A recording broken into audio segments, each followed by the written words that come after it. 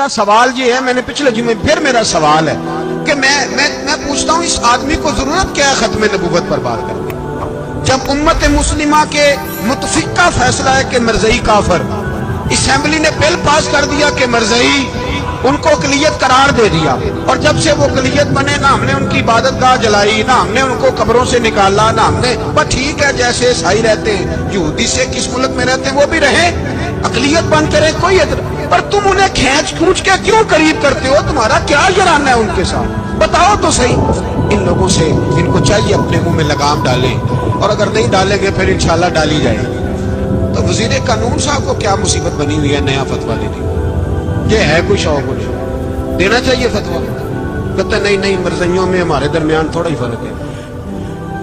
مجھے یوں لگتا ہے کہ یہ جان بوجھ کر کوئی نہ کوئی ایسی شرارت کرتے ہیں جس سے لوگ اشتعال میں رہیں، جان بوجھ۔ علم، حوصلہ، صبر ذات کے بارے میں تو ہے، لیکن اگر کوئی رسول پاک کی بے ادبی کرے تو پھر حوصلے کی بات تو ہے ہی نہیں، پھر تو جہاد کی بات ہے۔ اور میں دیانتداری سے مسجد میں باوضو بیٹھ کر جمعے کے دن مشورہ دیتا ہوں حکومت کو، اور وزیر قانون کو مشورہ دیتا ہوں کہ نہ فرعون کی حکومت ساری زندگی رہی، نہ نمرود رہا، نہ جاج بن یوسف رہا، نہ یزید رہا، اور یار درباری بن کے حکمرانوں کی چاپلوسی کرتے کرتے تم یہاں تک آ گئے ہو کہ اب نبی پاک کی عزت کو آگ ڈالنا شروع کر دیا ہے۔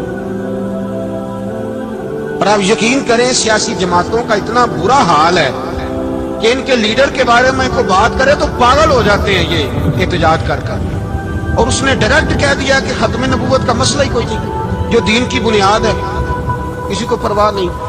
مجھے تو ان لوگوں کی فکر ہو رہی ہے جن لوگوں نے انہیں ووٹ دیے، وہ اللہ کو کیا جواب دیں، اور یہ اللہ ماشاءاللہ ساری سیاسی جماعتیں اس طرح کی۔ اور میرا وزیر قانون صاحب کو بھی مشورہ ہے کہ زندگی بڑی تھوڑی ہے، بڑی تھوڑی، اللہ سب کو معاف کرتا ہے، اپنے رسول کے غداروں کو معاف نہیں کرتا۔ اور یہاں تمہاری گاڑیوں پہ جھنڈے لگے ہوئے، وہاں بھی تمہارے جھنڈے لگیں گے، پر اس لیے لگیں گے کہ یہ غدار ہے ناموس رسالت، یہ جھنڈے لگیں گے۔ شرم کرو اور ڈر جاؤ، بس کر دو۔ تمہارے منہ میں اب دانت پورے نہیں رہے، کوئی شوگر کا مریض ہے تو کوئی بلڈ پریشر کا، تو کوئی ہارٹ کا، تو کوئی کینسر کا۔ شرم کرو اور اپنی قبر کی بھی تھوڑی سی فکر کرو۔ بتاؤ پاکستان کے کتنے صدر گزرے، وزیر اعظم گزرے، تو ان کی قبریں کہاں ہیں؟ کوئی جاتا ہے ان کی قبروں پہ؟ کسی کو خبر ہے؟ کیوں اپنے لیے جہنم کٹھی کرتے؟ سارا کچھ دنیا داری رہ گئی ہے، سارا کچھ صرف یہی رہ گیا۔ حضرت ابو بکر سردار تھے، حضرت عمر سردار تھے قبیلے، حضرت عثمان سردار تھے، انہوں نے سرداریوں کو ٹھوکر مار کے رسول اللہ کے قدموں میں بیٹھنا پسند کی، سرداریاں چھوڑ کے غلام بن گئے۔ تم سرداریاں بچانے کے لیے رسول اللہ کی غداری کرتے ہو، شرم نہیں آتی؟ اور قوم شکوہ ہے مجھے ان لوگوں سے جو مولوی تو کہہ دیتے ہیں تو سیاست نہ کر، اور کسی سیاستدان کو منع نہیں کرتے کہ جب تجھے سورت فاتحہ بھی نہیں آتی تو تجھے کس نے اجازت دیا اتنی بڑی بات؟ مرزائی کل بھی کافر تھے، آج بھی کافر، اور قیامت تک، اور جو ان کے کفر میں شک کرے وہ بھی، اور پکا بے ایمان ہے، کافر ہے۔ وہ وزیر قانون ہو یا صوبائی ہو یا وفاقی ہو، من شک فی کفر ہی فقط کفر، جو مرزائی کے کفر میں شک کرے وہ بھی کافر ہے۔ ہمارے رسول آخری رسول ہے، ہم کسی کو یہ اجازت نہیں دیں گے کہ وہ ختم نبوت میں رخڑا ڈالنے کی کوشش کرے، ہم کسی کو یہ اجازت ہے۔ اور تم نے قوم کو لوٹا، لوٹتے رہو، اب ایمان پہ ڈاکے تو نہ ڈالو۔ تمہیں دولت لوٹ کے پیٹ نہیں بھرا، اب ایمان لوٹنا شروع کر لیا۔ تمہارا فیکٹریاں لوٹ کر، قومی خزانہ لوٹ کر پیٹ نہیں بھرا، بھائی مانو اب دین بیچ کر اپنی حکومتیں پکی کرو گے۔ اور وہ لوگ بھی تیار ہو جائیں جو ان بے ایمانوں کو منتخب کرتے ہیں، ان سے بھی سوال کرے گا ختم نبوت کا موضوع قیامت کے دن کہ تم بتاؤ۔ ان کو سپورٹ کرتے تھے جو رسول اللہ صلی اللہ علیہ وسلم کے بعد بھی کسی نبی کو نبی ماننا درست جانتے تھے۔ مان تاثیر جب مرا تھا نا تو 5-5 لاکھ روپیہ مولویوں کو آفر کی جنازہ پڑھاؤ، 5-5 لاکھ روپیہ چھوٹے چھوٹے مولویوں کو۔ اور داتا صاحب کی مسجد کے خطیب بھی صوبائی جو تھے وہ खतीब थे, मुलाजिम थे, उन्होंने कहा कि ईमान नहीं बेचना, निकालना, नौकरी से तो निकाल दो। और बादशाही मस्जिद का मौलवी जिसका पता ही नहीं चलता, कभी किधर चला जाता है कभी किधर, यहाँ तो वो भी खड़ा हो गया। उसने कहा ना, ईमान नहीं बेचना। गवर्नर हाउस की मस्जिद का इमाम कहने लगा कि बख्शा जाना ना जाना ये तो रहमत इलाही का मामला है, पर इतना गंदा जनाजा नहीं पड़ता। और वो मौलवी आज तक पता ही नहीं किधर गया जिसने उस गलीज का गंदा जनाजा पढ़ाया।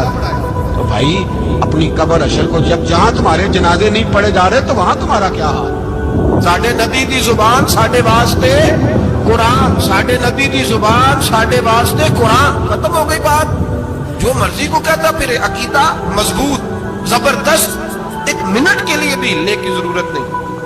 सब ने अपने अपने दलाइल दिए खत्म नबूवत पे, जरूरत ही नहीं थी। जब हुजूर कह गए, जो बन सकते थे उनको नबी पाक कह गए, जो बन सकते थे, जिनमें सलाहियतें थी, हुजूर ने फरमाया अली तो मेरे लिए इसी तरह है जिस तरह मूसा के लिए हारून। लेकिन मूसा के भाई हारून भी नबी थे, पर मेरे बाद को नबी हो सकता तो हो उसी तरह जिस तरह मूसा के लिए हारून, जिनके अंदर खूबियां पाई जाती थी। फरमाओ अबू बकर मेरी सारी उम्मत से अफजल है पर नबी नहीं है।